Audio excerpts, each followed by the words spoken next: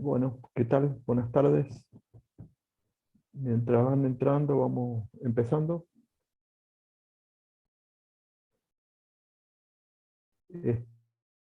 Hoy vamos a ver un tema que también tiene un interesante desarrollo desde el punto de vista jurisprudencial, en una temática como los alimentos, en realidad entre parientes, en principio. Este, Porque más allá del marco normativo, vamos a decirlo, la jurisprudencia ha desarrollado en los últimos años una evolución interesante en ese sentido, ¿no? En relación a la temática. Este, el, eh, Como todos sabemos, una de las fuentes legales que ha existido siempre son los alimentos entre parientes. Y cuando hablamos de alimentos, podemos tener alimentos entre cónyuges, alimentos, los derivados de la responsabilidad parental, los alimentos de los hijos mayores que veíamos en clases anteriores, como relativamente nueva en la legislación, alimentos entre parientes, que siempre quedó en el derecho argentino. Este, Digo esto tanto en vigencia del viejo código como del nuevo código. Eh, eh, la característica de los alimentos entre parientes es que el contenido o el quantum de la prestación es distinto al que veíamos respecto de los hijos menores de edad en relación a la responsabilidad parental, porque los alimentos entre parientes, el quantum está referido a las necesidades básicas del alimentado. O sea, en alimentos, con respecto al quantum, según los obligados, la ley pone el acento o en la capacidad económica del alimentante o en la necesidad del alimentado, cosa que a veces pasa desapercibida. Es decir, obviamente, si bien los alimentos están basados en el contexto y las necesidades del que lo pide, o sea, el alimentado, el quantum, o sea, el monto y en realidad también los rubros que van a constituir respecto de esos alimentos fijados en ese caso, van a depender cuál es la fuente de la prestación. Porque si la fuente de la prestación es, por ejemplo, los derivados de la responsabilidad parental, respecto de la obligación que tienen los padres en relación a los hijos menores de edad, el acento está puesto en la capacidad económica del alimentante. Por eso la ley, tanto antes como ahora, dice los padres deben alimento a sus hijos conforme su condición y fortuna. Este es un dato muy importante porque no es lo mismo si el obligado tiene un ingreso de 100 pesos a que si tiene un ingreso de 1000 pesos o 10.000 pesos. Porque ahí se modifica tanto los rubros eventuales de ese alimento como de los montos. Y por lo tanto ahí hay una obligación que se pone más el acento en la capacidad económica del alimentante. En cambio, en los alimentos de los derivados del parentesco, de lo que vamos a ver, siempre la ley puso el acento en la necesidad del alimentado. De manera tal que el quantum, respecto de todo esto que vamos a decir de los alimentos entre parientes, está focalizado a las necesidades del alimentado. Esto significa de que si el obligado o el eventual obligado tiene una capacidad económica mayor, si bien puede influir, en realidad lo que se trata de satisfacer en los alimentos entre parientes es cubrir las necesidades del alimentado. Es decir, son más restringidos si vamos al quantum que, por ejemplo, los derivados de la responsabilidad parental. Bueno, Teniendo en cuenta eso, tanto el código anterior como el nuevo código establecen expresamente los obligados, los eventuales obligados a pasar alimentos en relación del parentesco, es decir, entre quienes parientes se deben eventualmente alimentos. En el código actual, el Código Civil y Comercial, trata respecto de los obligados entre quienes deben alimento, entre parientes siempre, en lo que se establece expresamente en el 537 y 538, que refiere a quienes son los eventuales obligados a alimento. El 537 dice: los parientes se den alimento en el siguiente orden. Inciso A: los ascendientes y los descendientes. Entre ellos están obligados preferentemente los más próximos en grado. Es decir que en línea recta, descendente y ascendente se deben eventualmente alimentos sin limitación de grado. O sea, están potencialmente obligados todos los descendientes o ascendientes. Lógicamente la ley dice dentro de un mismo orden, una misma línea, es decir, descendente o ascendente, va a estar preferentemente obligado el que esté en grado más cercano. Pero potencialmente, digo, no hay un límite respecto de la línea recta, descendente y ascendente, en relación entre quién se deben alimentos. Eso era tanto antes como ahora. Digo tanto antes, digo en el régimen anterior como en el régimen actual. Y en línea colateral, el inciso B dice los hermanos bilaterales y unilaterales. O sea, los hermanos, unilaterales o bilaterales. También coincide con el régimen anterior. Con lo cual, en línea colateral, solamente hay obligación alimentaria respecto del el grado, el segundo grado, que son los hermanos, y nada más.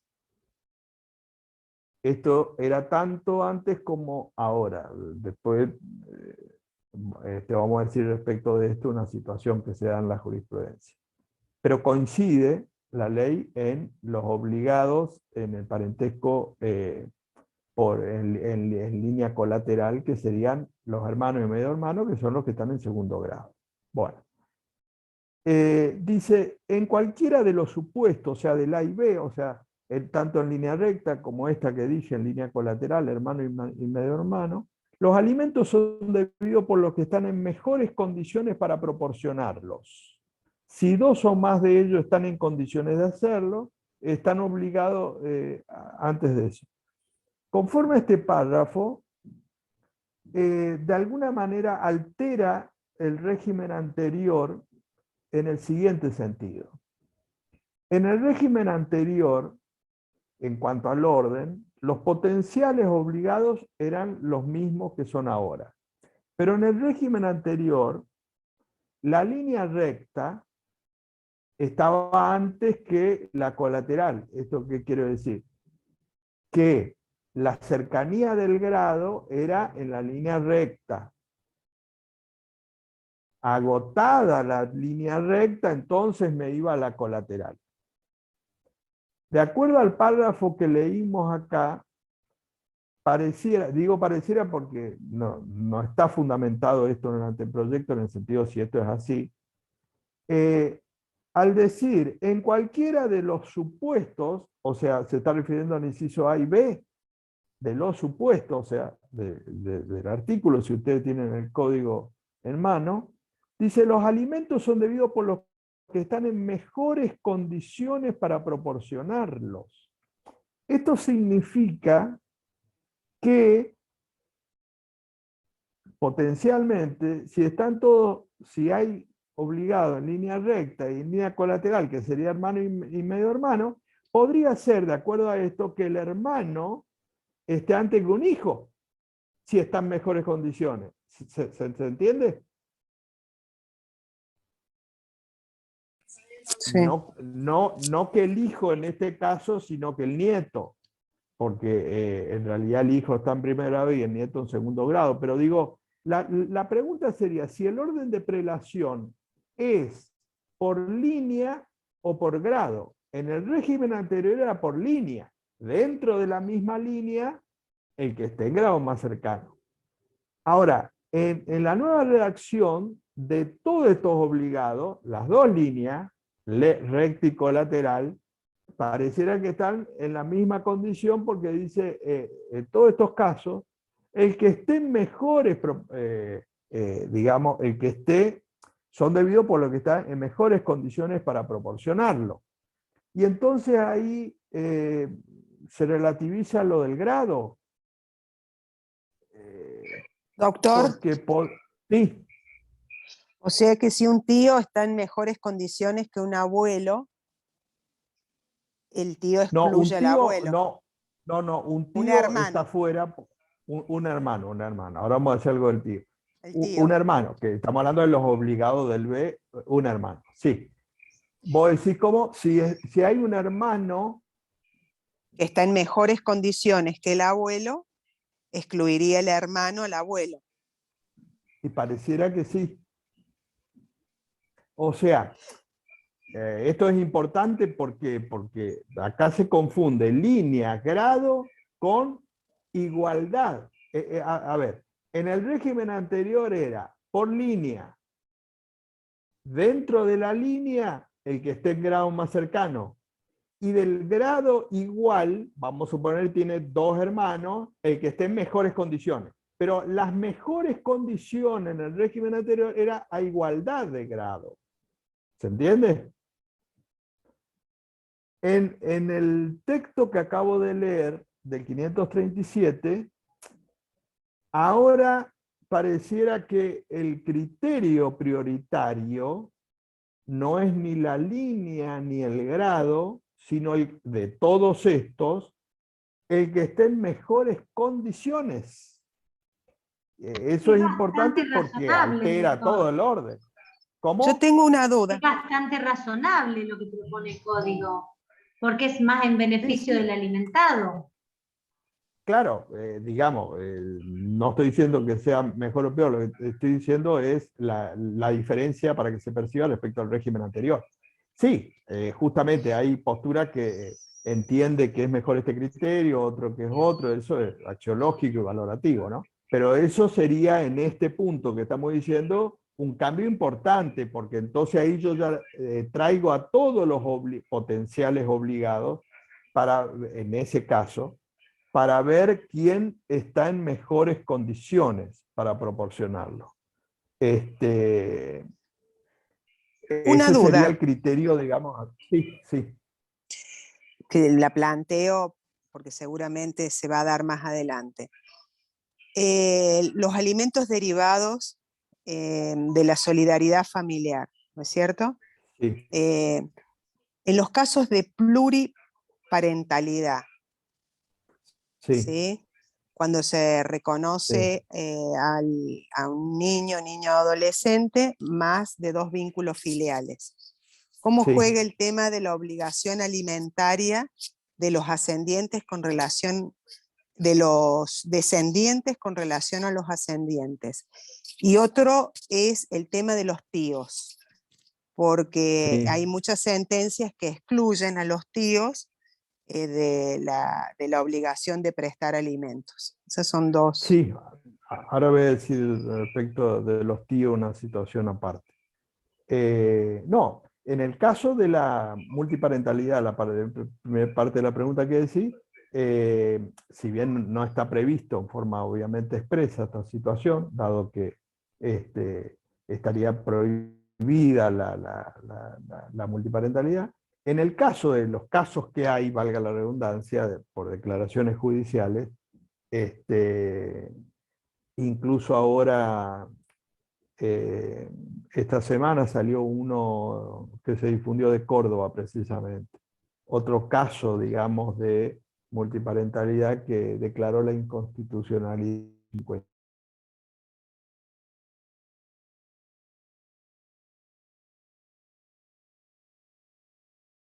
Esta lógica que estamos diciendo, el 537, para ver quién está en mejores condiciones. O sea que acá en el caso de la multiparentalidad lo que tendríamos es eventualmente algunos obligados más. Y dentro de todos esos, los que estarían en mejores condiciones.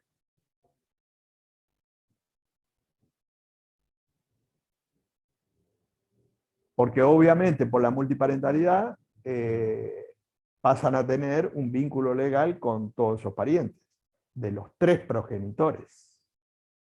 Claro, eso es en relación a los alimentos debidos de los padres hacia los hijos, o sea, ascendientes con descendientes, ¿no es cierto?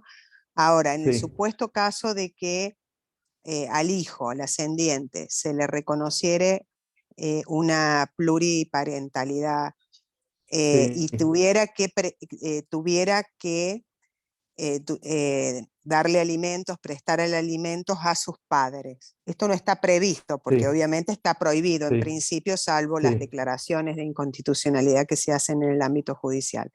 En este caso, sí, el hijo, que en un principio estuvo beneficiado porque, bueno, al tener más de 2 padres, ellos estarían obligados todos en condiciones de igualdad en prestar alimentos. Ahora, exactamente, sí, en el caso inverso, en caso de que el hijo ya mayor de edad tenga que prestar alimentos a sus padres, a estos padres que sí, han sido sí, reconocidos bien. judicialmente. Esto no está Ahí previsto, por el obviamente, parentesco, exacto, como estamos diciendo. derivado del Sí, parentesco. Estaría bien, obligado bien, en este caso el hijo a prestarle alimentos a todos los padres, ¿no? exactamente, sí. Ahí se sumaría al hijo como un obligado más. Bien. Este, Y todos sí, los padres en igualdad de condiciones para poder exigirle exacto, al hijo, por la obligación derivada del parentesco, al hijo, todos en igualdad de condiciones. exacto. Sí, sí, sí. Ese es un tema que me Ujú. parece que tanto en materia sucesoria como en materia debido, que son los alimentos que deben los hijos a los padres, no debería regularse también en la Sí, sentencia porque, bueno, es como un vacío sí, que queda sí, sí, y, sí. y que debe ser resuelto después a posteriori, ¿no? Me parece.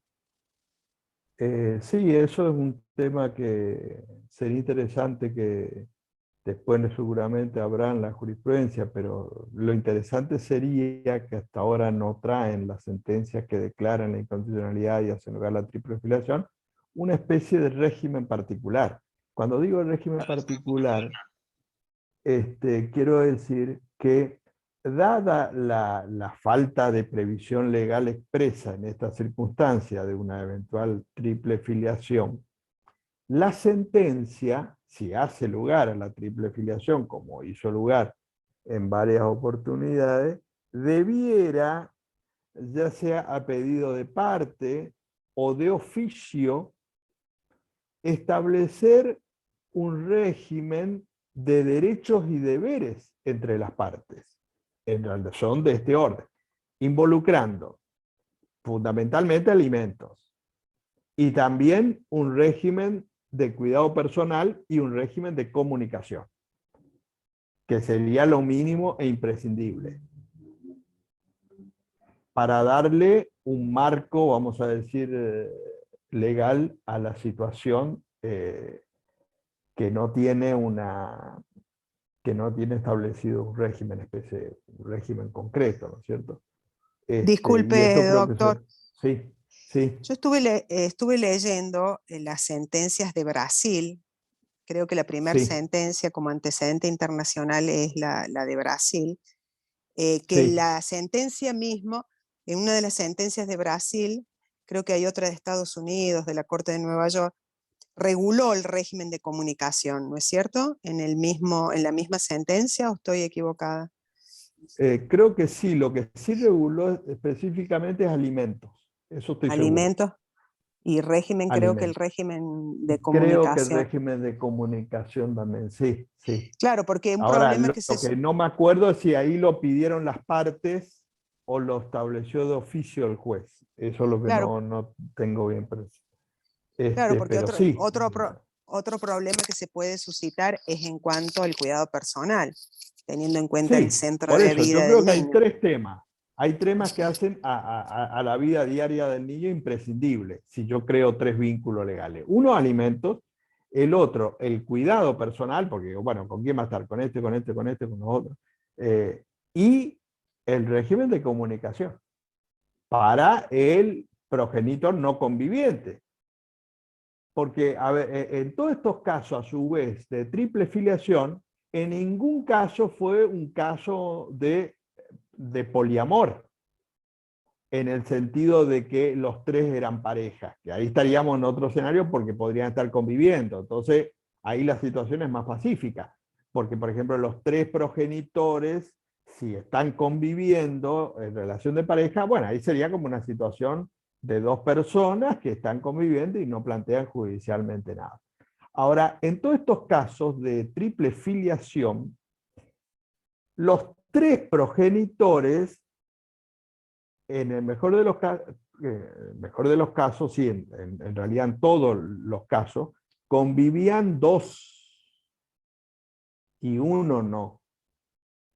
Entonces ahí es imprescindible, porque este que no convive, al menos tiene que tener un régimen de comunicación, por un lado. Y al menos si el hijo vive, como vive en todos los casos, con el matrimonio o la pareja, según los casos que hayan sido de triple filiación, no se podría tampoco liberar de la prestación del cumplimiento alimentario, es decir, a la subsistencia en este caso, a este tercer progenitor por el hecho que no está conviviendo. Doctor, y yo Sí, también analizando el tema del poliamor, sí, también el juez debiera, en la misma sentencia, regular que para el caso en que cese la convivencia, adelantándose, porque el poliamor, más allá de que los tres convivan, el juez podría, me parece, que para el sí, caso en que cese la convivencia, regular que el cuidado personal lo tendrá el progenitor donde el niño tenga su centro de vida, establecer un régimen comunicacional o hacerle saber a las partes que en caso de que cese la convivencia deberán establecer un régimen comunicacional a favor del progenitor no conviviente, como para sí, también regular, porque digo, ante esta falta de regulación, está bien, sí. ¿qué veo yo en estas sentencias? ¿No? Que sí, se Ujú. declara la inconstitucionalidad, se establece la triple filiación, pero se dejan sin regular Ah, cosas sí, sí, importantes claro. para el niño. Exacto. Entonces, Sí, sí, por estamos, supuesto. Sí, sí. estamos sí, tiene una triple filiación. Ahora, bien, ¿quién tiene el cuidado personal? Claro. El régimen comunicacional, ¿cómo se va a cumplir? Eh, Ujú. Nada, o sea, me parece que son cosas que al no estar previstas debieran ser reguladas en cada sentencia en donde se declara judicialmente la inconstitucionalidad y se hace lugar a la triple Exacto. filiación. Por Sí, falta de sí, regulación legal, me parece. Es mi sí. opinión. Por eso dije que me parece que está dentro de la potestad del juez, si lo declara la inconstitucionalidad, como se fue en esos casos, a hacerlo de oficio, aunque no lo pidan las partes, en interés superior El del interés niño. superior del niño. Exactamente, que ahí le da la oficiosidad. En los Exacto, principios procesales de familia dice que todas las cuestiones que están niños, en este caso, aunque no sea pedido parte, puede ser en forma oficiosa. Yo creo que exacto, ahí le da la apertura para que pueda de oficio establecer este régimen, ¿no es cierto? Que yo creo que eso va a exacto. empezar a aparecer en el futuro como una etapa un poco más avanzada ya de esto, no solamente formalmente de la declaración de inconstitucionalidad y de hacer lugar, ¿no es cierto? Yo creo que va a haber una evolución en ese sentido y se va a avanzar en relación a establecer ciertas disposiciones para que le resulte aplicable en esa situación y darle la certidumbre concreta en ese marco, ¿no? Y Claro, sobre porque todo, aparte, por eso decía, más allá de algunas otras cuestiones que puedan plantear las partes, por algún interés particular, respecto a un viaje, respecto a X circunstancias, yo lo que veo ahí es tres aspectos que por lo menos debiera tener todos los casos, alimentos, que cuidado y eso de régimen. alimento, cuidado y comunicación. Exacto. Exacto. Después puede haber otras cuestiones que se presenten por las partes, etcétera, pero estas tres me parece que de oficio tendría que establecer. No, y tal cual dijo usted, cosas que se pueden llegar a suscitar. Por ejemplo, se me ocurre la obra social, las autorizaciones Sí, para salir del eso también, país. por ejemplo. La Sí. obra social, Bueno, por importantísima. ejemplo, la obra social es importante porque no nos Exacto. olvidemos que el beneficiario de la obra social está a cargo de uno, normalmente. Entonces, bueno, ¿qué pasa si tiene tres progenitores? Habría que ver quién está en mejores condiciones para tener esa obra social, en este caso. Este, y ahí me parece que el criterio de oficio sería importante o interesante para darle un marco. Digo un marco porque cada vez se van dando distintas sentencias, distintos precedentes cada vez más. Y por ahora, la judicialización, vamos a decirlo, está puesta como foco en la declaración de inconstitucionalidad. O, mejor dicho, la declaración de inconstitucionalidad, ¿para qué? Por el cual es el pedido de las partes. Que haya una partida de nacimiento en la cual se rectifique y le pongan tres progenitores. Esa es la pretensión jurídica, vamos a decir, de que en el acta o partida de nacimiento conste respecto de ese niño o niña adolescente tres progenitores. Ese sería el objeto de la pretensión. Ahora bien, discúlpeme, Sí. porque es un tema que estoy estudiando. Eh, Uh-huh. Sí. Esta triple filiación basada fundamentalmente en la socioafectividad, ¿no? que es el Sí. fundamento que tiene el juez luego de haber escuchado al niño y demás, Sí. me parece fundamental que si bien en el interés superior del niño se declare la inconstitucionalidad del artículo y se establezca la triple filiación, de oficio, Sí.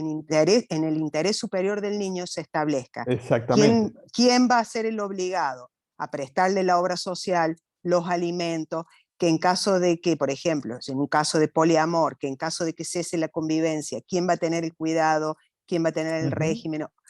Son cosas que la misma sentencia debería regular porque no queda resuelto con el otorgamiento de la triple filiación, porque el hecho Claro. de no establecer quién va a ser el prestador de la obra social es fundamental.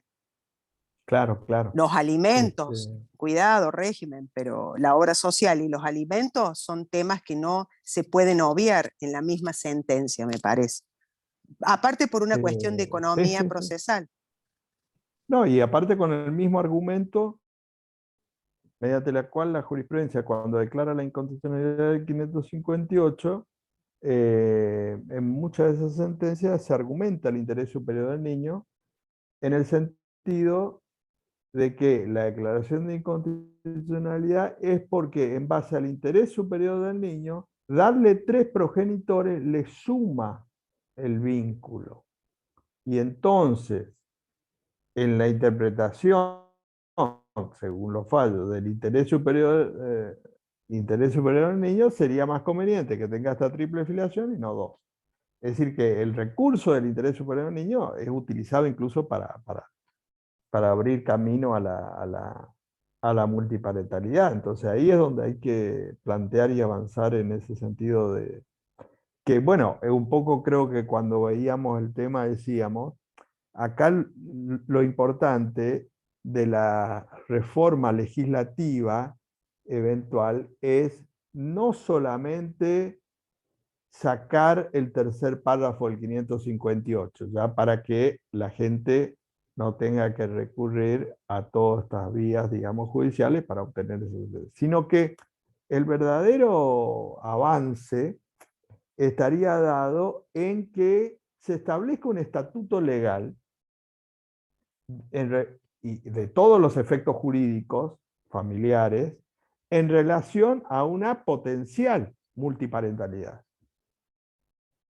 Porque también vamos a suponer que el código no hubiera tenido el tercer párrafo del 558.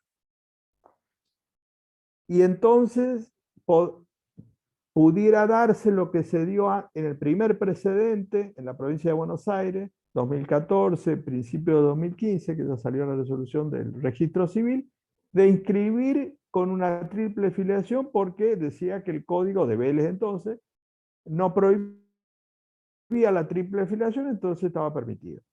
Aún en ese escenario que teníamos antes, que era mejor porque al menos podía ser administrativamente inscrito en una triple filiación, el avance legislativo es un régimen legal, porque aún en ese primer caso, que no tuvo que ir a la justicia, y en todos los casos que tuvo que ir a la justicia para la triple filiación, en vida o con la muerte, se va a plantear un conflicto, porque legalmente tiene 3 progenitores. Entonces potencialmente puede plantearse. En la medida que no se plantee, no habría visibilidad de la importancia que haya o no haya una ley en ese sentido. Pero yo creo que el avance es establecer un marco normativo frente a esta situación, si se da, en relación a todos estos efectos que estamos diciendo. Es decir, que va más allá de admitir, vamos a decirlo, que en ese sentido se puede decir que por vía jurisprudencial hay muchos casos que se han admitido. Y otra cosa que, Sí. disculpe, otra cosa que se me ocurre, por ejemplo, en materia sucesoria. Hay que establecer un régimen legal. ¿Por qué? Porque al tener una triple filiación, los Sí, hijos del tercer padre o madre, que resulta ser padre o madre por la socioafectividad, en su sí, momento van a surgir planteamientos. Entonces, claro. ¿qué pienso yo? En un primer momento sí, estamos beneficiando al niño adolescente en virtud de su interés superior, otorgándole esta triple parentalidad. Ahora bien, tenemos que ser previsores y me parece que pensar que esto que a lo mejor en su momento le resulta ser beneficioso, en otro momento le puede jugar en contra, me parece, Claro, ¿no? claro, sí, sí, sí. Sí, por eso, plantear todos los escenarios y después estará en base a eso, digamos, la discusión, obviamente, como todos los temas, eh, qué se admite, qué no se admite, etcétera. Pero me parece que en un escenario de la realidad hoy, es imprescindible que el legislador, al menos tenga en el debate este contexto, esta temática. Desde esa concepción en la que yo en muchos temas, como venimos diciendo, creo que Argentina tiene un régimen muy clásico, que está vendido, muy bien vendido. Me hace acordar eso los extranjeros cuando dicen a los argentinos hay que comprarlo por lo que dicen que son y no por lo que son. Porque es cierto, en esto del código, digamos, uno compra por lo que se dice que dice el código y no por lo que es. Porque tiene todo un marco normativo clásico que no es que esté mal, digo. El problema es que nosotros lo vendemos como nuevo, como un avance, un adelanto, y en todos los temas lo que demuestra es que tiene una estructura eh, basada en todos los temas clásicos, con ayornamientos de situaciones puntuales, recepciones jurisprudenciales más que nada, pero que no salen de no de lo secundario, pero digo que no es estructural, que no son paradigmas, digamos, que uno puede decir si este es un cambio realmente de paradigma, como bien dice la palabra y como se interpreta cuando se habla de paradigma. Y en este tema justamente, y por eso voy señalando de que el 537 es igual al código de Vélez con esa diferencia, me refiero a los obligados. Lo que cambia es este orden o esta prelación. Lo mismo en el 538, que se refiere a los parientes por afinidad. Dice, entre los parientes por afinidad únicamente se den alimentos los que están vinculados en línea recta en primer grado.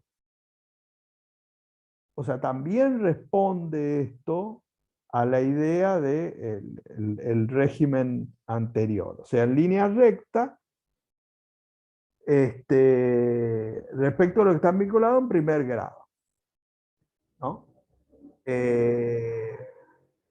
Solamente en primer grado. Solamente en primer grado. Obviamente no están obligados en parentesco por afinidad en línea colateral. Bueno, estos obligados, y a eso quería llegar, estos obligados a prestar alimento en el parentesco, sobre todo en muchas situaciones que se dan, la mayoría de niños, niñas, adolescentes, cuando no tiene un progenitor o el progenitor incumple, los casos más cuantitativamente habituales por el parentesco, ¿no? Estamos hablando de los alimentos en los últimos 20 años, es el aumento muy importante respecto de la obligación alimentaria de los abuelos respecto al nieto, ¿no es cierto? Que sería por el inciso A del 537. Es decir, se ha dado, digamos, un aumento muy importante respecto a los casos judiciales en la cual se han condenado a abuelos respecto de sus nietos. Y digo esto hace 20, 25 años, digamos, no es un tema reciente, sino que ya viene desde hace bastante.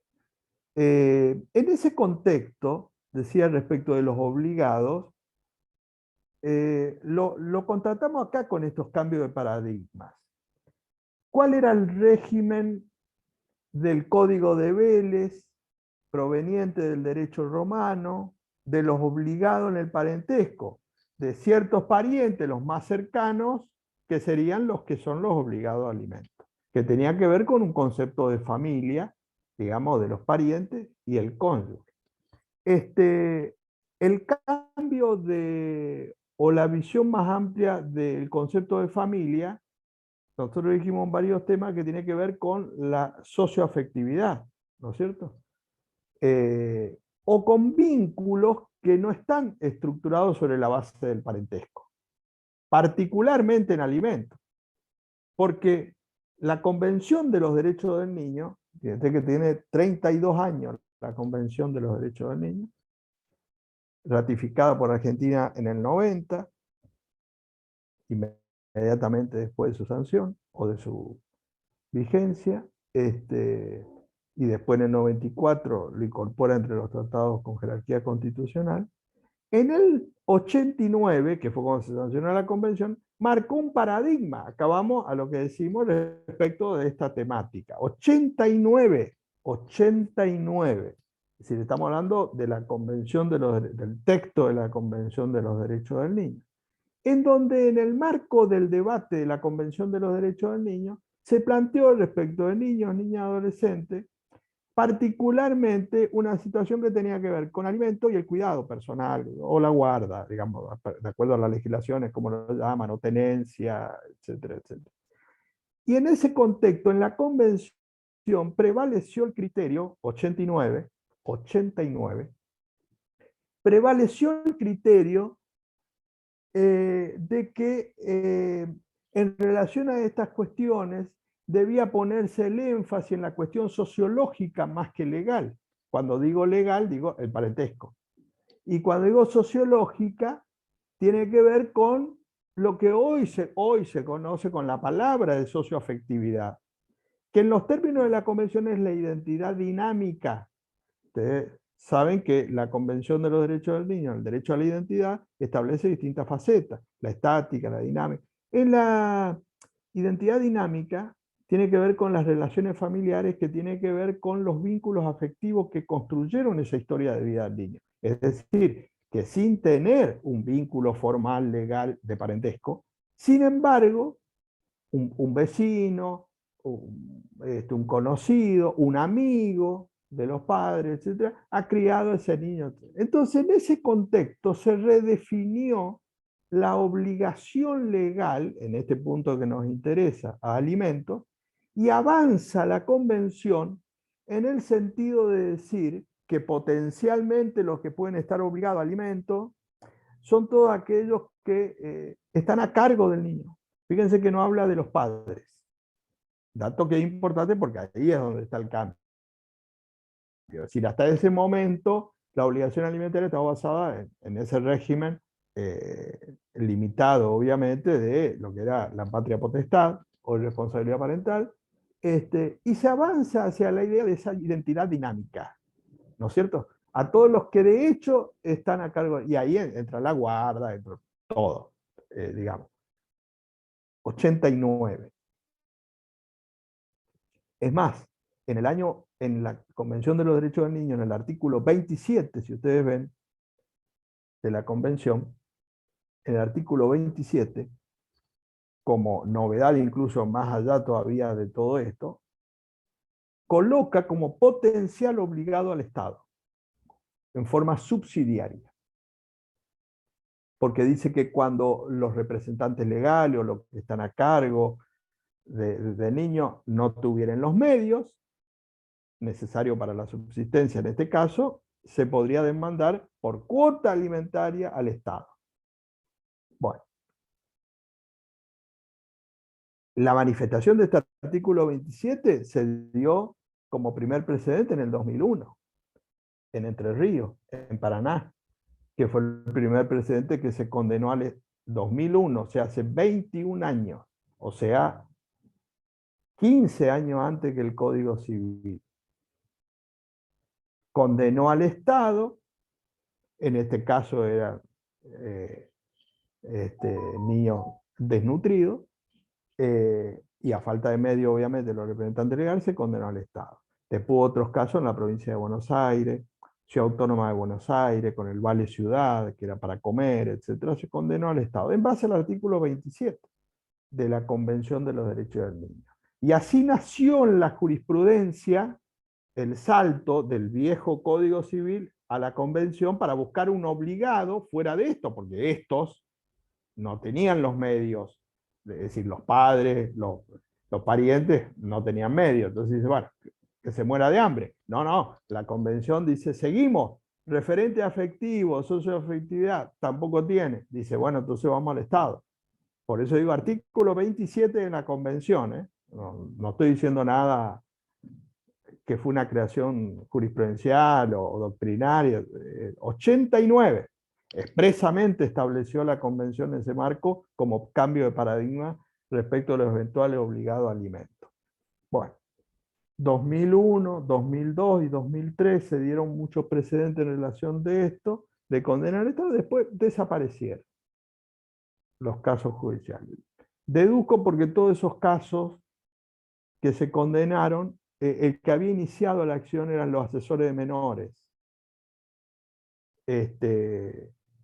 Y en realidad después pareciera que nadie más inició las causas y por lo tanto yo creo que entre el 2001 y hoy hay más situaciones en estado de necesidad de niños o niñas adolescentes. Sin embargo, no hay causa, menos si no hay abogado, imagínense el niño, ¿quién va a plantear esto? Irá en todo caso a un instituto, dispondrá el Estado y hará lo que tenga que hacer. o se morirá de hambre, porque esa es la otra. O sea, hay mucha gente que muere de hambre porque no tiene el acceso a la justicia, no puede acceder a este derecho, etcétera, etcétera. Bueno, 2001, 2002, 2003. Bueno, ya para ir más cercano a esta situación, en el 2005, expresamente en base a la convención, cuando se dicta la ley 26061, específicamente se contempla estas situaciones de los referentes afectivos, por esto que decíamos el artículo, mismo en el decreto reglamentario del artículo 7, y en esto que tiene que ver con las medidas excepcionales, la 26061, ahí aparecen los referentes afectivos, o lo que sería hoy en la terminología socioafectividad, como quieran llamarlo, que tiene que ver con esa historia de vida, que hace a lo afectivo tanto respecto al cuidado como también de los alimentos. Y ahí está el paradigma nuevo del 2005. Ustedes tienen que leer la 26061 y ponen al lado la convención y van a decir que es clara la compatibilidad en estos paradigmas. Bueno, 2005. Estamos hablando precódigo. Muy bien. Ahora vamos al código, 2015. Bueno, ¿cómo se trasladó este paradigma legal, no jurisprudencial, doctrinario, que viene del 89, cómo se tradujo en el 537 y en el 538? Dice, no, es como el código de Vélez. Pero ¿a dónde están los referentes afectivos o la socioafectividad como potencial obligado? Además de los parientes, ¿cuál es la estructura sobre la cual se basa hoy el derecho alimentario en relación de parientes? ¿Cuál es el cambio desde el punto de vista de la convención? Además de los parientes, obviamente, ir hacia los referentes afectivos y eventualmente al Estado. Fíjense que en el código no, y ya había precedentes de 2001, 2003, 2003, de las demandas con el Estado. Y fíjense, ¿a dónde hay acá obligado dónde está el Estado como subsidiario? No. Y recalco esto porque tanto en estos alimentos que estamos viendo como en todas las relaciones de familia, un dato que es importante para los operadores jurídicos es que no aparece la responsabilidad del Estado que tienen en estas convenciones. Responsabilidad y obligación del Estado. Y la deducción que yo hago, es porque el Código Civil y Comercial fue un decreto del Poder Ejecutivo. No porque se olvidaron. ¿Ustedes creen que los que hicieron esto, nos olvidamos que podía ser? No.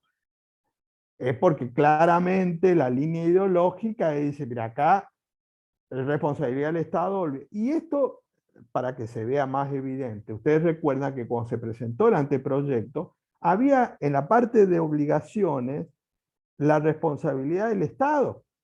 Y recuerdan que el Poder Ejecutivo lo primero que hizo es sacar ese capítulo pasándolo al derecho administrativo. La responsabilidad del Estado por hechos ilícitos, que fue muy criticada en ese momento. Después la gente ya se olvidó, pues, no, pero esto es un código nuevo, bárbaro, estamos todos contentos, felices, etc. Pero digo, esto pasó porque estaba ese capítulo.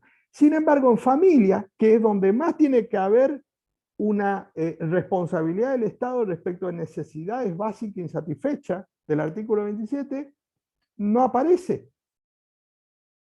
Y esto, digo, no es una cuestión que tiene que ver con que se olvidaron, a ver si se entiende. Esto es una línea ideológica muy clara.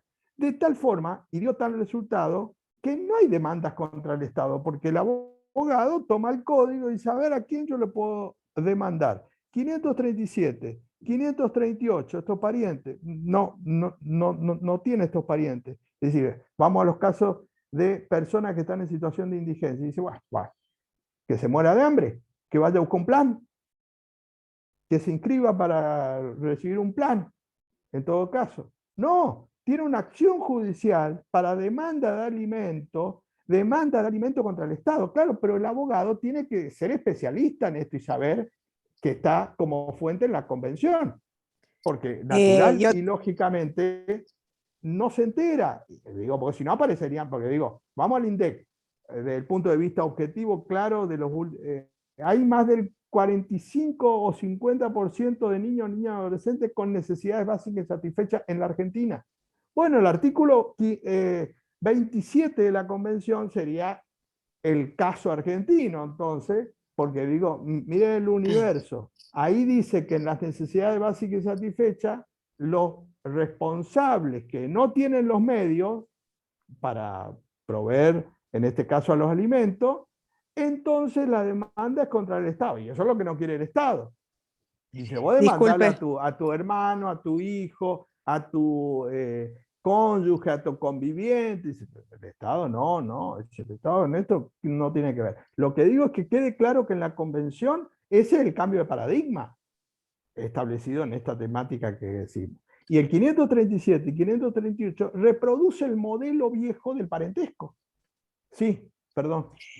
Y el 19 también, del pacto, el 19 que Sí, establece que, o sea, no solamente interponer el 27 de la convención, sino también el 19, que es, me parece, exactamente. que de ahí lo toma la convención, ¿no? Claro, digo la Convención de los Derechos Humanos pues más específica y más concreta. Pues ya te dice, el Estado es obligado subsidiario. Es decir, que la Convención prevé como obligado último a falta de todo esto. Ese es el verdadero cambio. Si uno dice, bueno, acá en la Argentina no hay niños con necesidades básicas insatisfechos personas, bueno, entonces sería una norma elegante en todo caso. Pero el impacto que tiene en países como el nuestro, alguien es, porque no lo conoce, sino porque está omitiendo, en este caso, introducir esta norma que tiene, artículo 27 de la Convención, jerarquía convencional. O sea, no es que estoy hablando de un decreto que está ahí perdido. Y yo, bueno, la verdad que no lo leí, dice esto porque pasó. Y esto digo, ¿de cuándo está? Del año 89. Porque también uno puede decir, mira, esta ley es nueva o esta convención es nueva, entonces, bueno, de acuerdo, vamos a tener que empezar a estudiarlo. No, esto está en el 89, desde el 90, 25 años del nuevo código, con precedentes jurisprudenciales.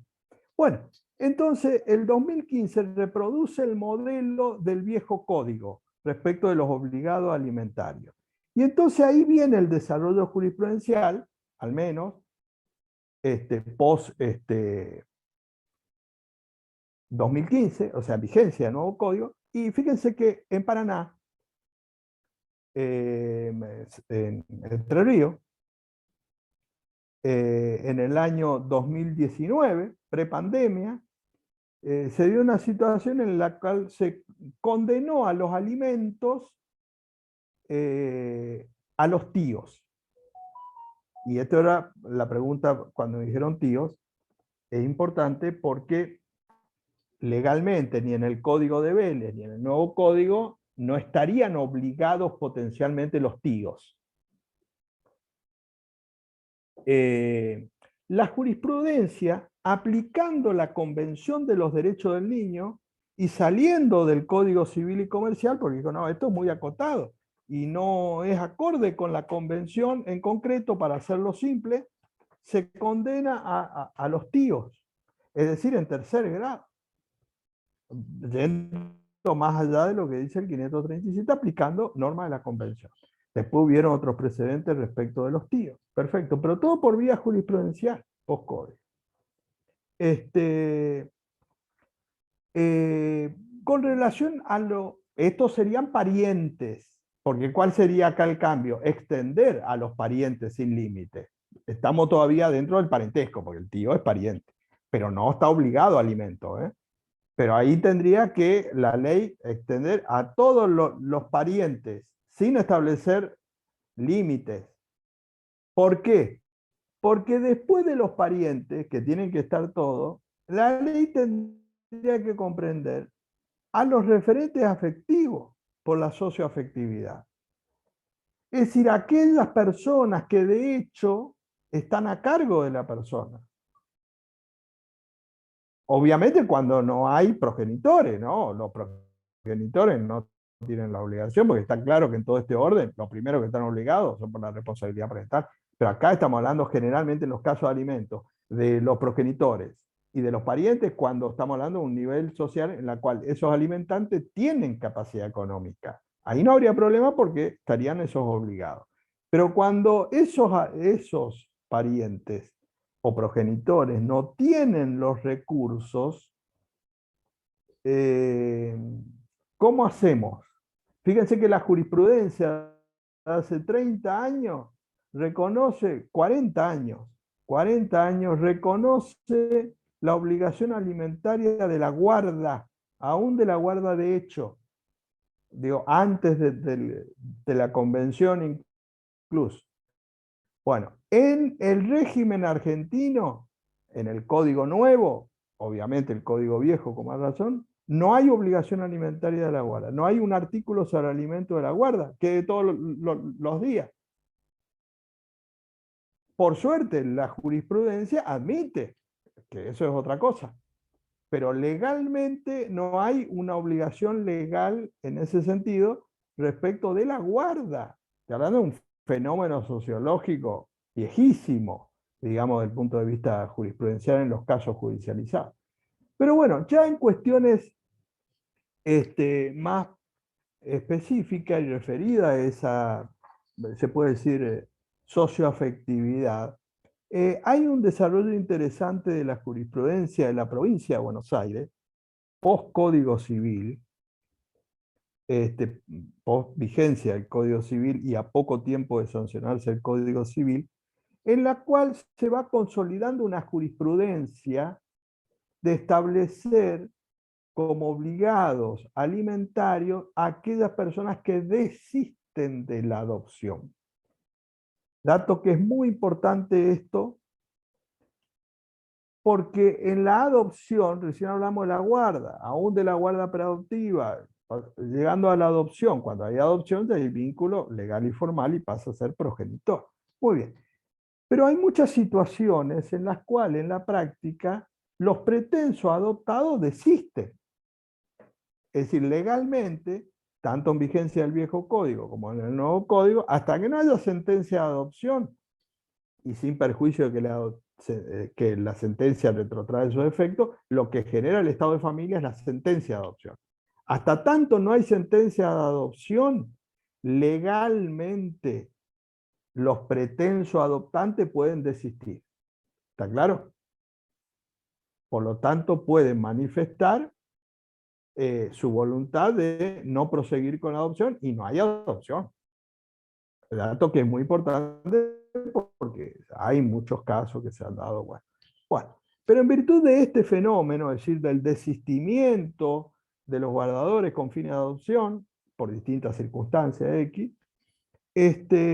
la jurisprudencia post-código ha creado una tendencia jurisprudencial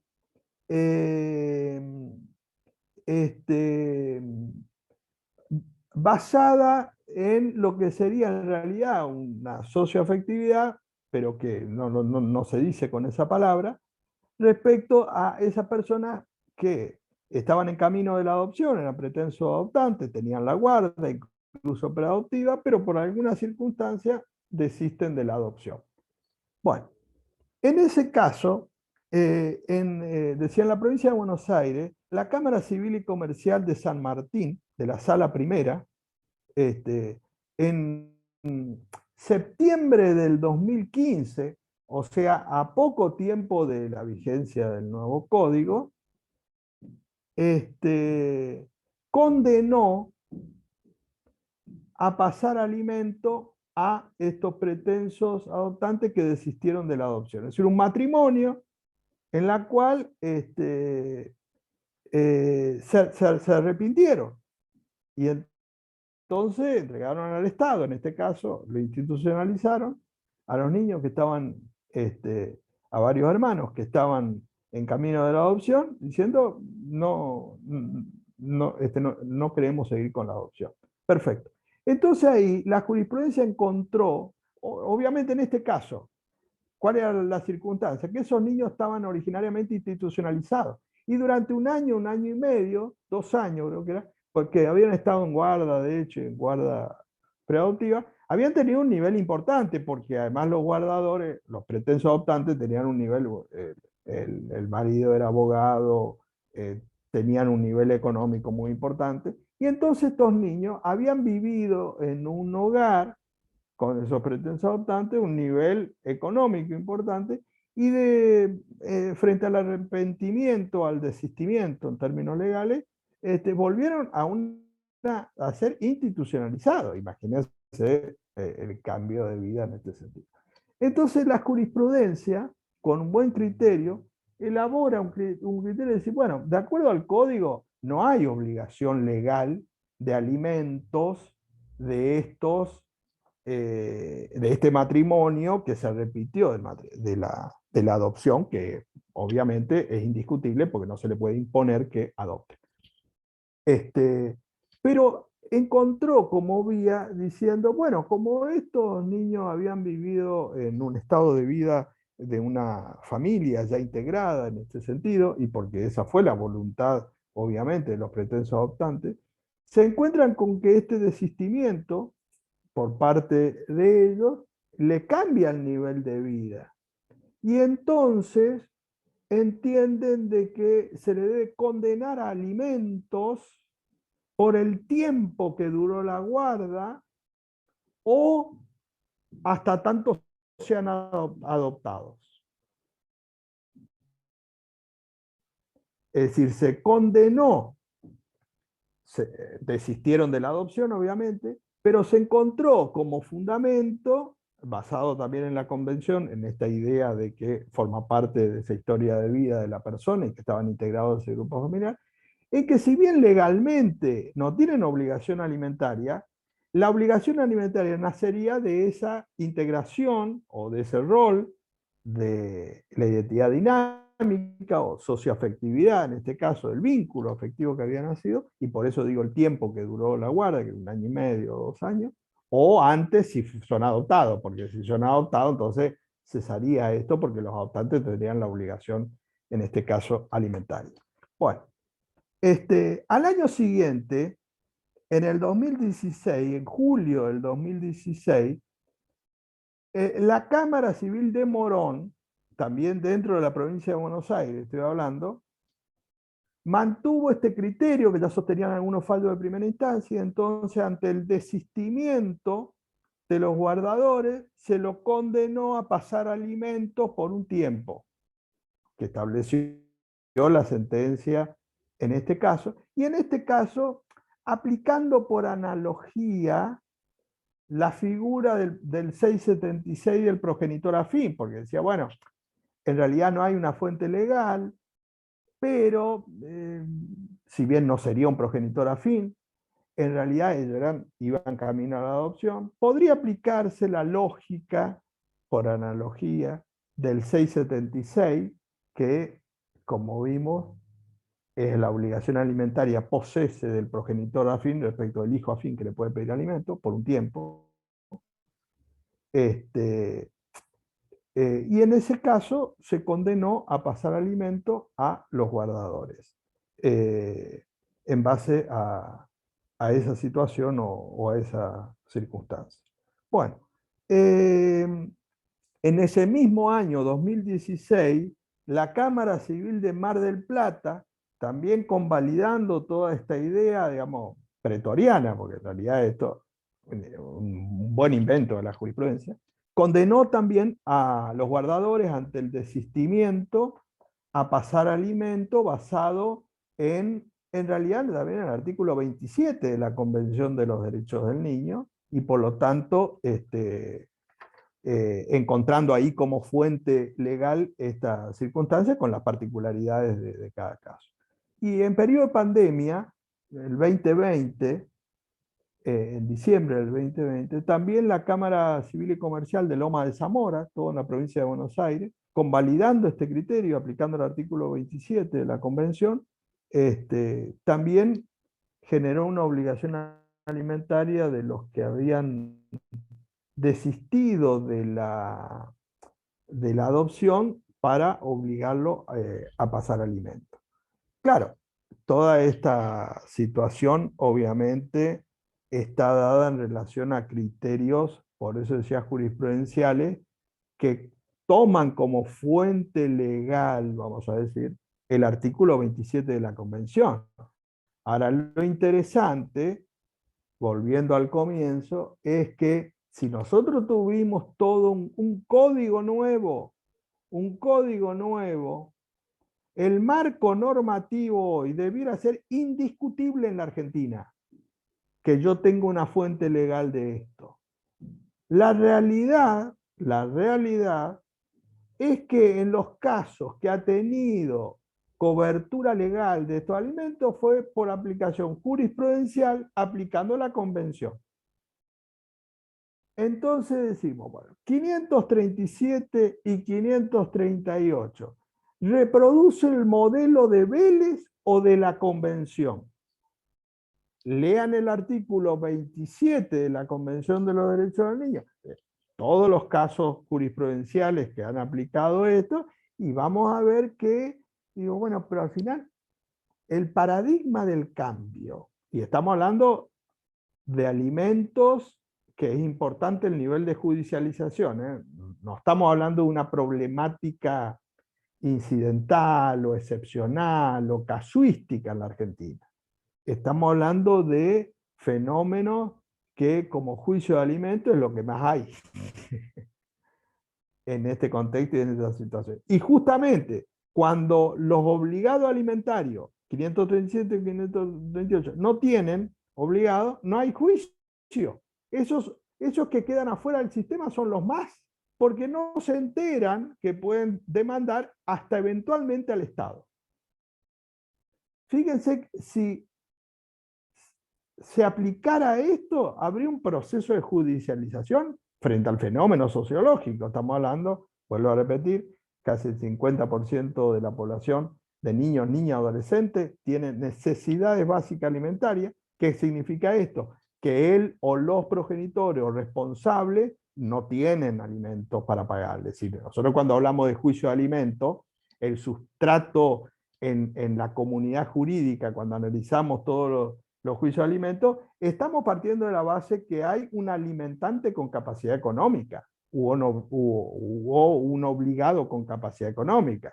Entonces se debaten las cuestiones, como decíamos, de incumplimiento, como veíamos un tema porque no quiere pasar, pero tiene, pero no quiere pasar, o la prueba, etcétera. Todas esas cuestiones que en todo caso forman parte del debate.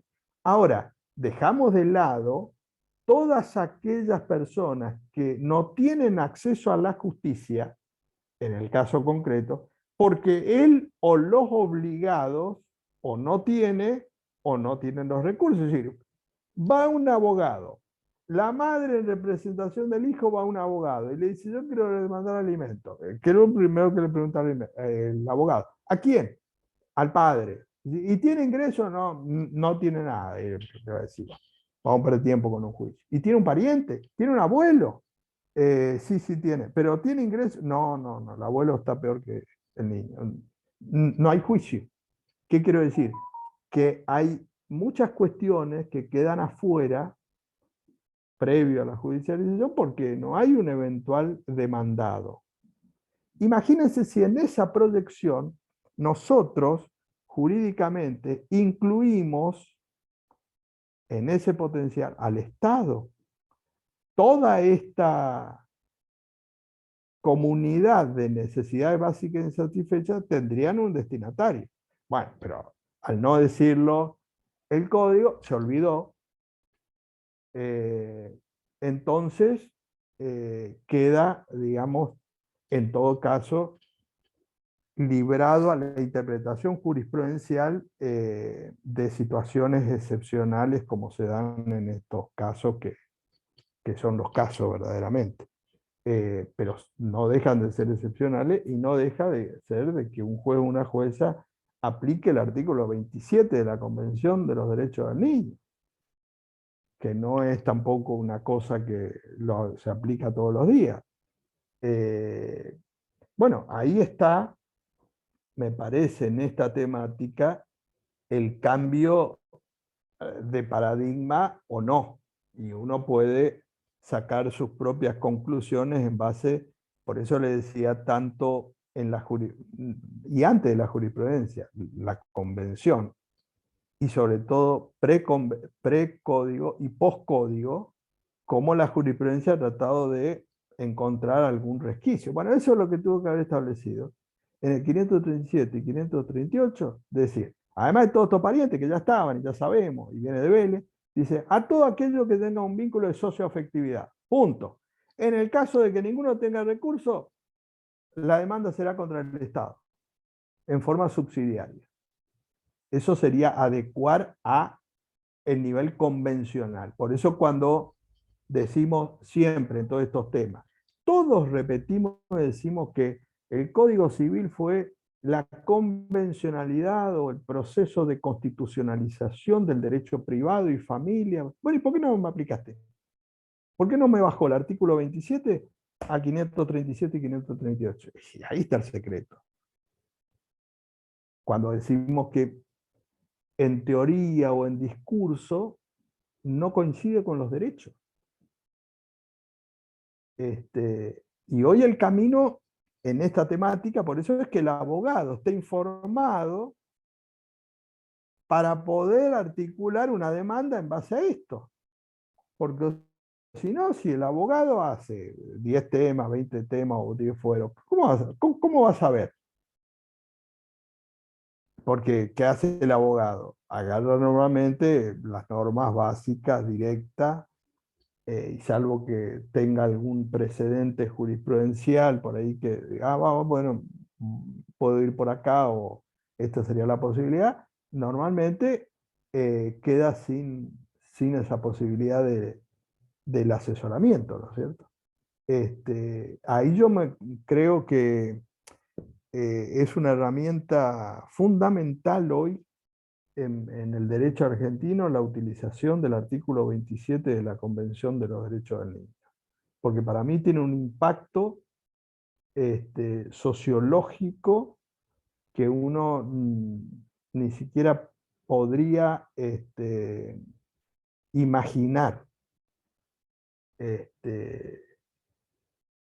Y que me parece que ese fue el aspecto casual, concreto, digo, que la convención quiso establecer respecto de, en el año 89, en relación al modelo de la codificación clásica, digamos, ¿no es cierto? Pero bueno, ese va a ser el camino un poco que uno tenga que ir elaborando sobre esa base para plantear, ¿no? Sobre todo el tema de la socioafectividad, como posibilidad, incluso que todavía no hay ningún precedente en relación a específicamente de alimentos, digo, aplicando la socioafectividad respecto con una persona, por ejemplo, un vecino, una persona que lo ha criado, etc. Salvo que haya tenido la guarda, porque por la guarda y la jurisprudencia lo saca de hace muchos años. Es una guarda de hecho o de derecho, ¿no? Ahí, digamos, no habría problema en el sentido que la jurisprudencia tiende a hacer lugar a los alimentos. ¿Verdad? Acá no hay hipótesis en relación a la socioafectividad de alimentos, ¿no? Y yo creo que ese es el camino para tratar de avanzar en virtud del artículo 27. Y a falta de esto, la demanda al Estado. A falta de esto, la demanda al Estado. Porque digo la demanda al Estado porque todos los casos que se condenó, mejor dicho, que se demandó, todas las sentencias hicieron lugar, porque el artículo 27 dice esto, o sea, porque uno dice, bueno, mira, hay 10 fallos, y 8 dijeron, no, el 27 dice otra cosa, o se puede interpretar otra cosa, no. Todos los casos, de los pocos que hubieron, los jueces o juezas no tuvieron, incluso de otro fuero, por ejemplo, contencioso administrativo, no tuvieron ninguna duda en interpretar claramente, interpretar entre comillas, que por el artículo 27 el Estado tiene una obligación, digo subsidiaria, porque es a falta de parientes, sería que como se planteó en ese caso. O sea, como obligado subsidiario. Y de eso hay un montón de situaciones reales. Pasa que no hay demandas en este sentido.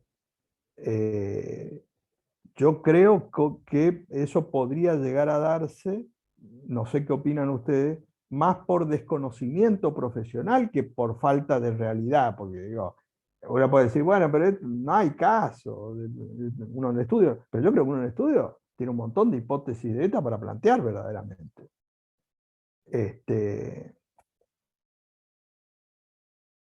En la cual los padres o mismo los abuelos, que decíamos recién, no tienen recursos o no tienen los medios o incumplen, y entonces eventualmente ir contra el Estado. Que fíjense que en este caso sería también procesalmente muy importante poner en la órbita de los obligados al Estado, porque el 546, que fue un avance en relación al régimen anterior, resolvió una situación procesal muy importante, que vamos a suponer que hay varios obligados potencialmente. Entonces dice, incumbe al demandado la carga de probar que existe otro pariente de grado más próximo o de igual grado en condiciones de prestarlo, a fin de ser desplazado o concurrir con él en la prestación. Si se reclama a varios obligados, o sea, si el alimentado reclama a varios obligados, de esto el 537, el 538, el demandado puede citar a juicio a todos o parte de los restantes, a fin de que la condena los alcance. Es decir, el abogado de parte de un demandado podría citar, que hasta ahora no se hizo en ningún caso, al Estado. Y digo, y dice, ¿pero dónde está el Estado? 537, 538, el 27 de la Convención. Es decir, yo puedo traer, en este caso, al juicio, al Estado, porque es un eventual demandado.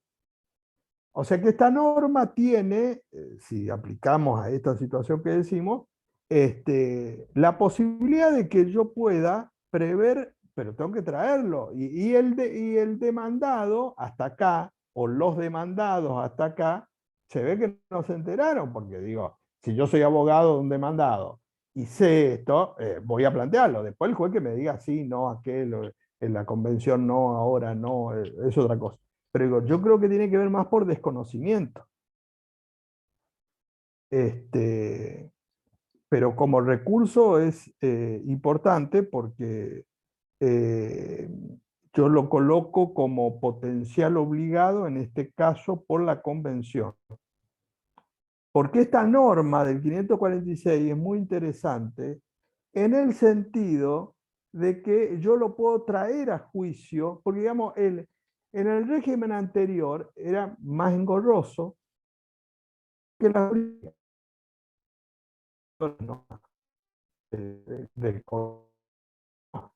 yo tengo que ir en un orden. Entonces yo lo tengo que demandar al padre.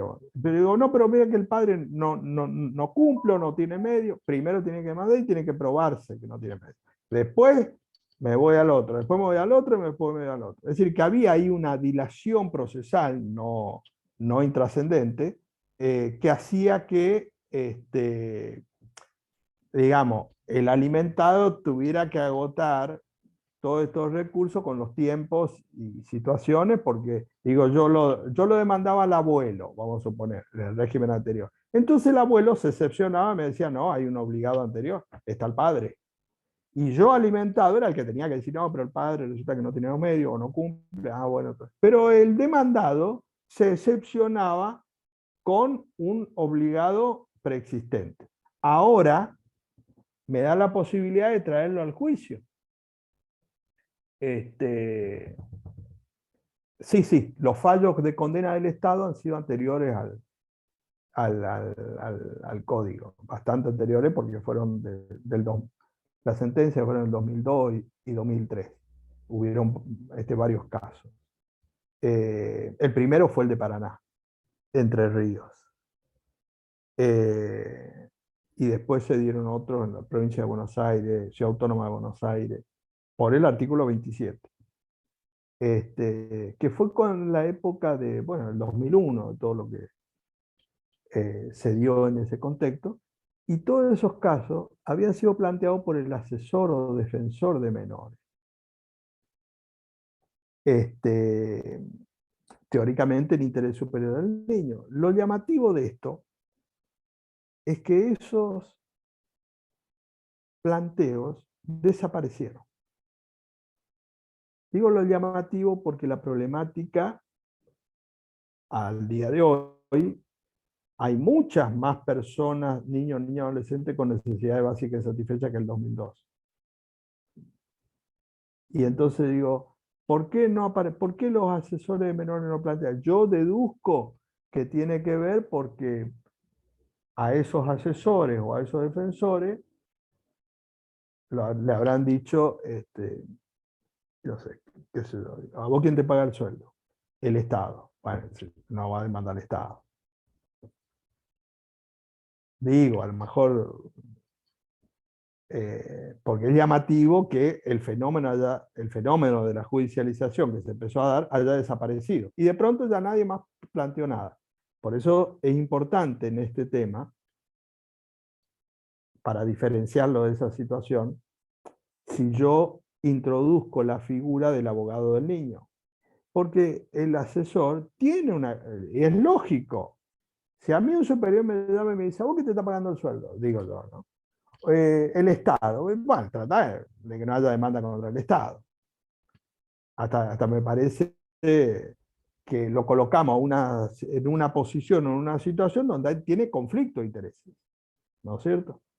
Por eso, si yo logro darle un patrocinio a esa persona que no dependa del Estado,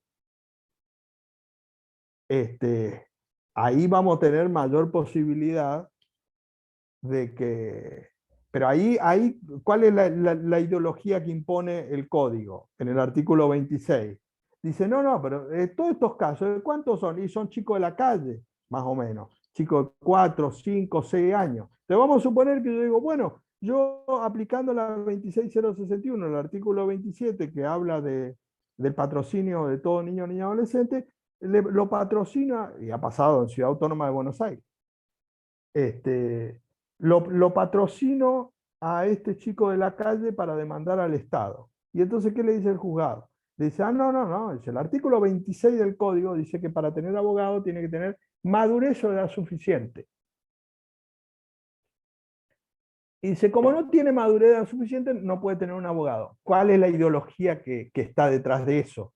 De que no haya judicialización de necesidades básicas insatisfechas respecto de personas justamente entre 1 y 8 o 10 años, que es el colectivo importante. Dice, no vaya a ser que me aparezca un abogado y quiera derecho.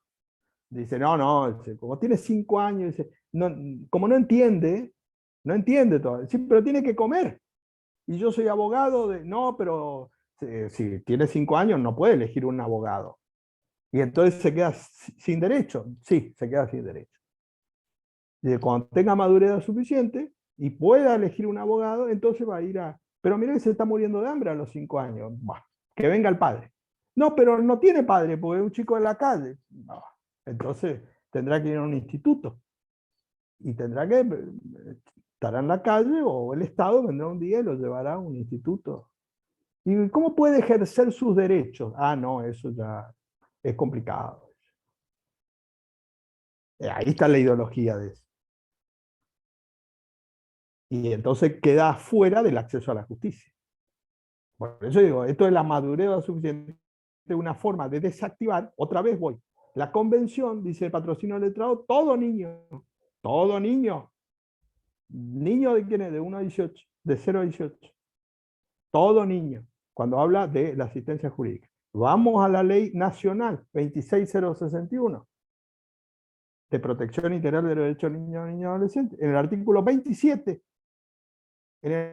27, cuando habla de las garantías mínimas de todo procedimiento judicial o administrativo. Garantía, el título del artículo estoy diciendo, garantías mínimas de todos los procesos judiciales y administrativos, o sea, mínima que no puede faltar. La Ley Nacional de la Niñez. En el inciso C, dice a tener un abogado desde el inicio del proceso. O sea, la ley nacional, conforme a la convención, dice todes, los niños, niñas, adolescentes, perfecto. Y el código constitucionalizado y convencionalizado dice, no, te voy a leer el artículo 26 del Código Civil y Comercial. ¿Quién puede tener un abogado? Dice, las personas menores de edad ejercen su derecho a través de su representante. Bueno, no tiene representante, en este caso que estamos hablando de necesidades básicas de derecho, o el representante lo dejó a la intemperie. Entonces dice, no obstante, la que cuenta con edad y grado de madurez suficiente puede ejercer por sí los actos que le son permitidos por el ordenamiento jurídico. Tiene que ver con la capacidad progresiva. Perfecto. Yo tengo 15, 16 años, 17, ejerzo. Muy bien. Pero vamos a quién puede tener un abogado para plantear un derecho, en este caso. Dice, en situaciones de conflicto o interés con sus representantes legales, puede intervenir con asistencia letrada. Puede intervenir con asistencia letrada. Es decir, en el artículo 26 del Código, claramente, esto es unánime, de acuerdo a la lógica del artículo 26, para tener patrocinio letrado tiene que tener conflicto con su representante legal y tener madurez o edad suficiente. O sea, yo le saqué la legitimación activa por derecho propio hasta casi los 13 años, la adolescente, lo limpié de sus derechos. Y dice, pero yo tengo 3 años y estoy en la calle. Dice, proveerá el Estado. Dice. Yo, abogado, ha pasado en Capital Federal, el primer caso en el 2006, en aplicación de la convención. Y ahí nace la ideología del 26 hoy, que lo estableció la jurisprudencia para desactivar una demanda contra el Estado. En el 2006, cuando recién estaba vigente el nuevo código, se presentó una fundación pagando un abogado para patrocinar para una demanda contra el Estado por el artículo 27 de la Convención y por el artículo 27 de la Ley Nacional para que sea abogado a chicos de la calle, 3, 4, 5 años.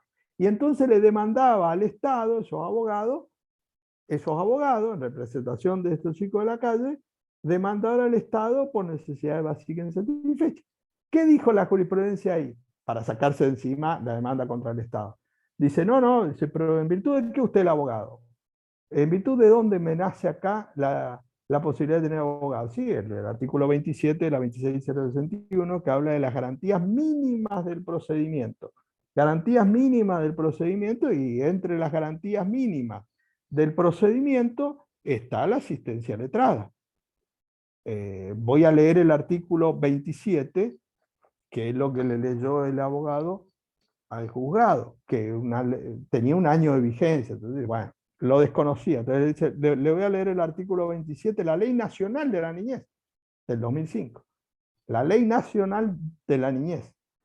El título del artículo 27 dice, garantías mínimas de procedimiento. Garantía en los procedimientos judiciales o administrativos. Como si fuera poco, dice judicial y administrativo. O sea, en todo procedimiento. Y dice, los organismos del Estado, todos los jueces, etcétera, deberán garantizar a las niñas, niños, adolescentes. Dice niños, niñas, adolescentes, todes. Estoy leyendo el artículo. En cualquier procedimiento judicial o administrativo que los afecte, además de todos aquellos derechos contemplados en la Constitución Nacional, la Convención sobre los Derechos del Niño, los tratados internacionales ratificados por la Nación Argentina y las leyes que sus consecuencias dicten, los siguientes derechos y garantías. Y dice, esto en particular es el piso mínimo, inderogable, garantías mínimas del procedimiento, lo que no puede faltar. Dice, inciso A, hacer oído. Inciso B, tal cosa. Inciso C, que es el que nos interesa. a ser asistido por un letrado preferentemente especializado en niñez y adolescencia desde el inicio del procedimiento judicial o administrativo que lo incluya. Punto. En caso de carecer de recurso económico, el Estado deberá asignarle de oficio un letrado que lo patrocine. O sea, el Estado tiene que pagar los honorarios. Entonces, ¿qué le dijo el juzgado? Ciudad Autónoma de Buenos Aires. Dice, no. Esto es una demanda contra quién, contra el Estado. Y dice, además los honorarios los tiene que pagar el Estado. Dice, no hay legitimación activa. Dice, porque cuando el artículo 27 dice esto que lo leí, dice, dijo la jurisprudencia del 2006, en realidad el niño tiene que tener madurez de edad suficiente. Y ahí inventa la madurez de edad suficiente para el patrocinio letrado, en el 2006. ¿Qué le parece que puede haber pasado 9 años después? El código lo pone para sacar la responsabilidad del Estado. Es decir, ¿de dónde sale la madurez de edad suficiente? A los fines del patrocinio letrado. Porque la madurez de edad suficiente que está en la convención está para el derecho a ser oído. Lógicamente, no es lo mismo un niño de 2 años, su voluntad en base a la capacidad progresiva, que alguien que tiene 16, está fuera de discusión. Pero cuando la convención habla del patrocinio letrado, habla de la garantía mínima como derecho humano de todo niño. No es un problema de capacidad, es un problema de derechos humanos. Lo dice la convención, lo dice la Corte Interamericana en la observación 17, que es un derecho humano de todo niño. Lo dice la ley nacional.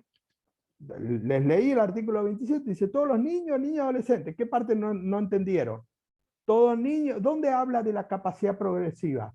En relación a la asistencia letrada, no habla. ¿Quién habla o quién introduce la madurez suficiente? El artículo 26 del Código Civil y Comercial, que toma de ese precedente del 2006 para desactivar la demanda contra el Estado de los chicos pobres, obviamente. Dice, no vaya a ser que tenga un abogado, un problema, y además lo tenemos que pagar a ese abogado. Lo que quiero decir claramente, o uno sabe de lo que está hablando ideológicamente, o tiene un chip discursivo, porque yo escucho a los que hablan de la madurez suficiente respecto al abogado del niño, y yo digo, ¿de dónde salió eso? Del Código Civil. ¿Y vos sabés dónde lo sacó el Código Civil? No, ya es mucho eso. Bueno, sacó de este precedente para que el Estado no sea demandado.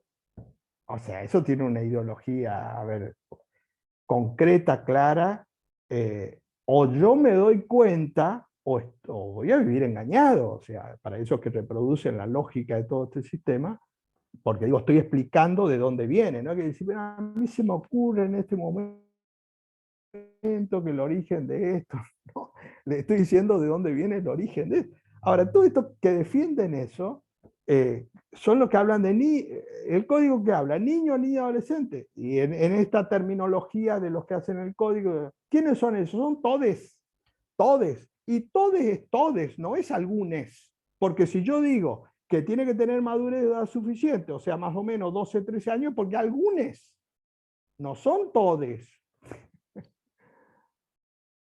O sea, es tan claro esto que digo, bueno, o sostenemos una cosa o sostenemos otra, pero vamos a tratar de, por lo menos, de racionalizar esto, porque si no, es reproducir conceptos desconociendo el origen de todo esto.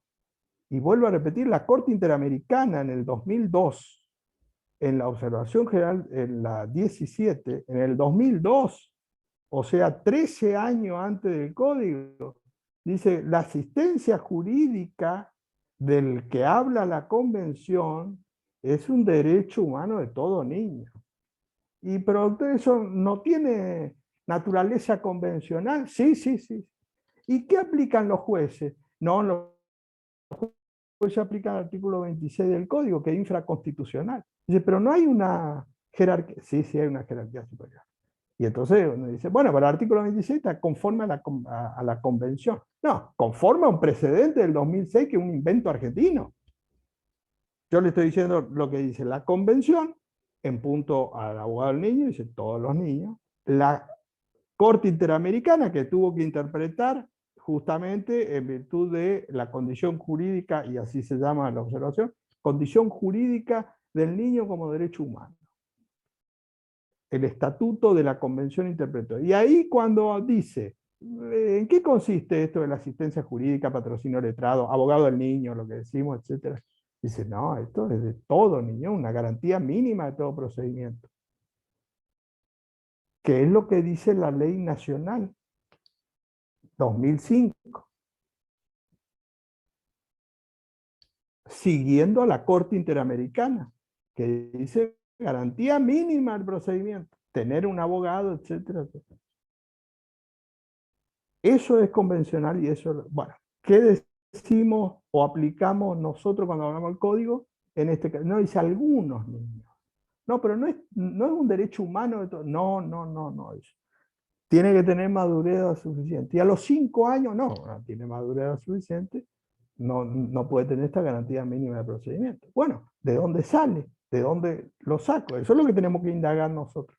Y entonces un juez, cuando aplica el artículo 26, le dice, ¿usted de dónde saca la madurez suficiente? Del Código Civil, nuevo.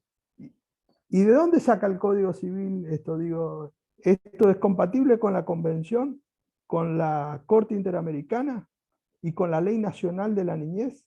Dice todos, niños, niñas, adolescentes, todos. Y acá me dice que tiene que tener madurez suficiente. O un juez tiene dos posibilidades, o decir, tiene razón, o que siga sosteniendo sin pensar, repitiendo todo lo que dice el 26. Por eso digo, ojo que eso nació, y le estoy diciendo el origen en el 2006, así nació la forma en que el Estado argentino le sacó la legitimación activa para todos los casos de necesidades básicas insatisfechas, porque estaba viendo que a partir del 2002 empezaron a judicializarse por el artículo 27, entonces vamos a desactivar esto. Ya desactivamos a los defensores o asesores de menores que están dentro del sistema judicial, ahora vamos a desactivar a los profesionales, a los abogados que quieren venir acá a demandar. Y en ese caso, esos chicos de 3, 4 y 5 años, ¿qué hizo el Estado? Le negó la legitimación activa al abogado que había estado pagado por fundación. ¿Qué hizo el Estado? Lo institucionalizó. Y entonces uno dice, pero esto del 2006, ¿dónde están esos chicos? ¿Qué es esa? No sé si están vivos, están muertos. Nadie pregunta. ¿Cuál es la diferencia? Que si tenía un expediente judicial y le daba la legitimación activa, ahí va a haber un planteo acerca de los derechos. Dice, no, esto es peligroso. Y sabes si no me piden todavía vivienda, alimento, vestimenta. Dice, no. Acá vamos a disponer nosotros, el Estado, dice, lo vamos a institucionalizar y nadie va a preguntar. Porque entonces están ahí, los padres no saben dónde están, no están. Bueno, entonces el Estado proveerá. Lo que queremos decir es que eso es el viejo sistema que no está avalado por la Convención. Y ahí es donde el operador jurídico tiene que decir, bueno, vamos a racionalizar todo esto porque hay un montón de elefantes acá que pasan como, y nadie se está dando cuenta. O hacen que no se dan cuenta. Digo, hay muchos que hacen que no se dan cuenta. No crean que esto que estoy diciendo es una cosa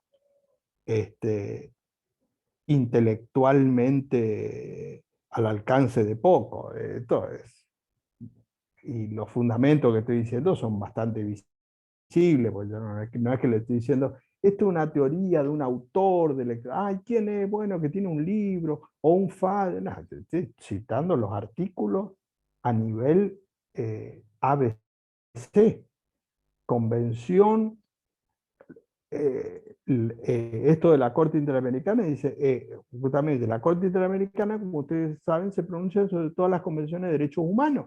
Entre las convenciones de derechos humanos está la Convención de los Derechos del Niño. Bueno, esa observación, si usted lee, específica de la Convención de los Derechos del Niño, dice esto, en el año 2002. 2002.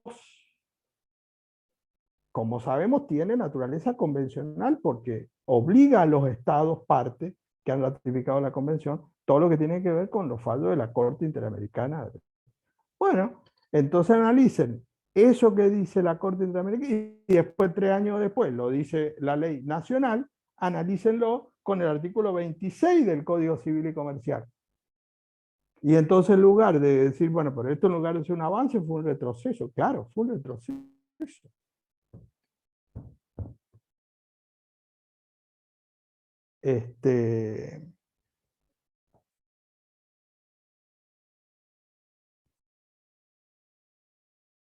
En eso consiste, por eso decía, la necesidad de que el operador jurídico empiece a decir, bueno, vamos a analizar esto y vamos a... Pues yo le tengo que decir a un juez.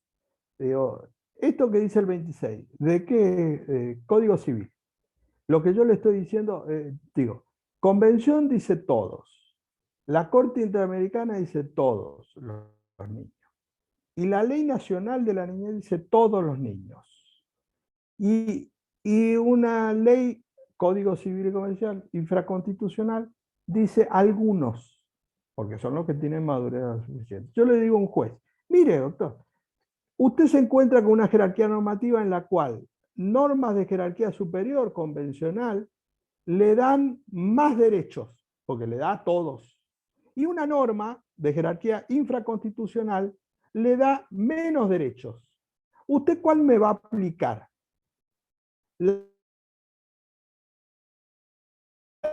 O la que me da menos derechos. Y es muy difícil que un juez diga, no, yo le voy a aplicar la que le da menos derechos, o sea, el 26. Y además es infraconstitucional, tiene una jerarquía superior. De ninguna manera yo puedo poner el Código Civil por encima de la Convención de los Derechos del Niño ni por la Corte Interamericana de Derechos Humanos. Razonamiento elemental básico. Y si no entiende por ahí, le digo al juez, mira, acá tengo 2 leyes nacionales. Olvidémonos de la Convención. Vamos a 2 leyes nacionales de igual jerarquía. La Ley 26061, de protección integral de los derechos de niños, niñas y adolescentes, y la Ley aprobatoria del Código Civil, que es la 26994, ¿no es cierto? Son 2 leyes nacionales de igual jerarquía. Es decir, la ley aprobatoria de protección integral de los derechos de niños, niñas y adolescentes y la ley aprobatoria del Código Civil y Comercial. Entonces yo le digo a un juez, mira, acá tengo 2 leyes de igual jerarquía. Me olvido de la convención. Le digo, yo tengo 2 leyes nacionales de igual jerarquía. Pero yo advierto que una ley, la 26061, le da derecho a tener patrocinio letrado a todos los niños, niñas y adolescentes, como dice el 27. Todos los niños, niñas y adolescentes. Y otra ley de igual jerarquía, Código Civil y Comercial, en el artículo 26 veo que le da solamente a los adolescentes o niños o niñas adolescentes que tengan madurez o edad suficiente. Entonces le digo al juez, 2 leyes que tienen igual jerarquía. Digo, usted me va a aplicar la ley especial de la niñez o la ley general del Código Civil. Y sin pensar, dice, no, tengo que aplicar la ley especial. Bueno, entonces, aplíqueme el 27 y no el 26. Ahora, en la medida que no se plantee, entonces seguimos aplicando el 26, etc. Y por eso digo, es cuestión de que en ese proceso de capacitación podamos poner, aparte uno le dice a un juez, porque no es que uno dice, pero me viene a decir un disparate. Estoy diciendo, reitero, no estoy diciendo, mire, esto dice una ley, y acá dice, qué sé yo, un autor dice, estuvimos en un curso que dice Solari, y dice, a mí qué me importa lo que diga Solari. Eso puede decir, porque también la ley dice tal cosa. Yo acá le estoy trayendo 2 leyes vigentes, de igual jerarquía. Entonces le digo, si una ley me da más derechos y la otra me da menos derechos, doctor, ¿usted cuál me va a aplicar? Y creo que sin pensar va a decir la que le da más derechos. Bueno, entonces aplíqueme la 26061. O digo al revés, ¿cómo hace un juez para fundamentar frente a este planteo que me aplica el artículo 26 del Código Civil y Comercial. Tendría que hacer un malabarismo que nadie entendería nada.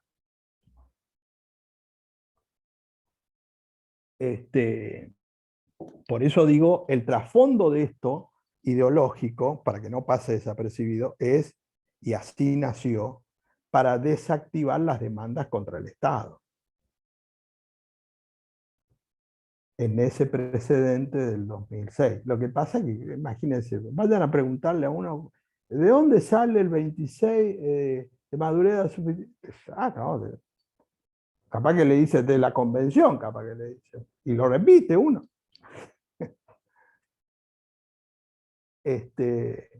Por eso digo, estamos analizando aspectos o elementos objetivos, porque después puede haber un montón de interpretaciones en otras cuestiones, dudosas, jurisprudenciales, etcétera, como todos los temas. Pero esto me parece que no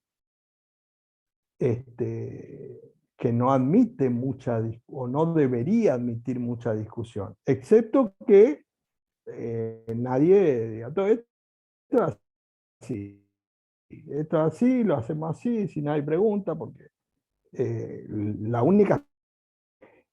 Yo no encontré a nadie todavía que me argumente y me dice, no, el artículo 26 del Código Civil está por encima de la Convención. Todavía nadie me...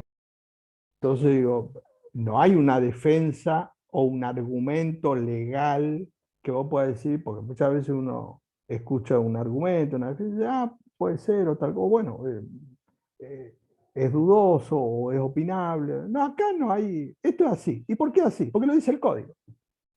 No, eso no. Eso entonces, con ese criterio, imagínense que estamos fuera de la ciencia, digamos. Estaríamos ya hablando de otra cosa. Así que, bueno, no sé si alguna pregunta. En la clase que viene vamos a ver en la parte, bueno, como última clase, a ver también si tienen algún tema o algún aspecto para el trabajo. Para que puedan preguntar o decir sobre cuestiones que puedan surgir en relación a eso, ¿no? ¿Qué más?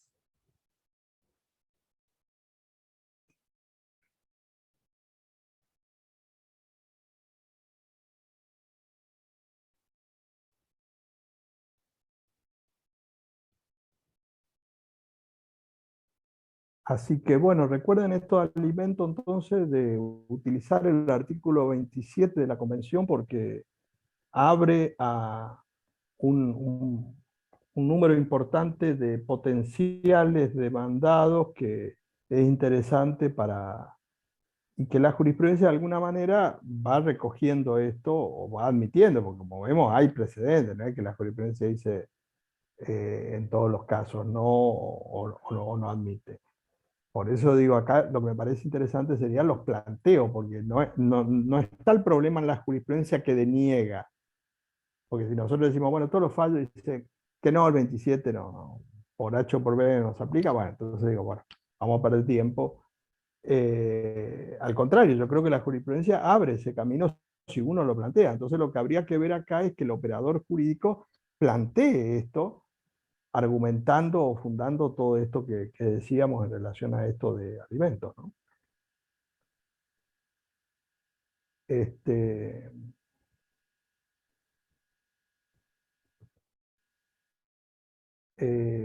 Bueno, entonces, seguimos la próxima clase.